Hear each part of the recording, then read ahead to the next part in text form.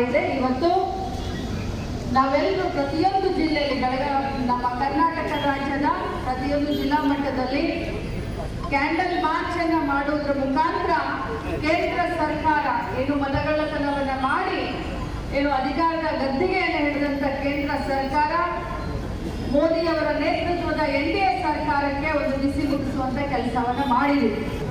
ಸಂವಿಧಾನದಲ್ಲಿ ಪ್ರತಿಯೊಬ್ಬ ವ್ಯಕ್ತಿಗೆ ಒಂದು ಮತ ಅಂತ ಹೇಳಿ ಸಂವಿಧಾನದಲ್ಲಿ ಬರೆದಿದ್ದಾರೆ. ಒಂದು ವ್ಯಕ್ತಿ ಒಂದು ಮತ ಅಂತ ಹೇಳಿ ಚುನಾವಣೆ ಆಯೋಗದ ಮೇಲೆ ಎಲ್ಲರಿಗೂ ವಿಶೇಷವಾದಂತ ಒಂದು ಗೌರವ ಮತ್ತು ವಿಶ್ವಾಸ. ಇವತ್ತು ಬೇಲಿಗೆ ಎದ್ದು ಹೊಲ ಮೈದಂತ ಪರಿಸ್ಥಿತಿ ಆಗಿದೆ. ಚುನಾವಣೆ ಆಯೋಗ ಬಿಜೆಪಿಯವರಿಗೆ ಅಧಿಕಾರವನ್ನ ಕೊಡಿಸುವ ನಿಟ್ಟಿನಲ್ಲಿ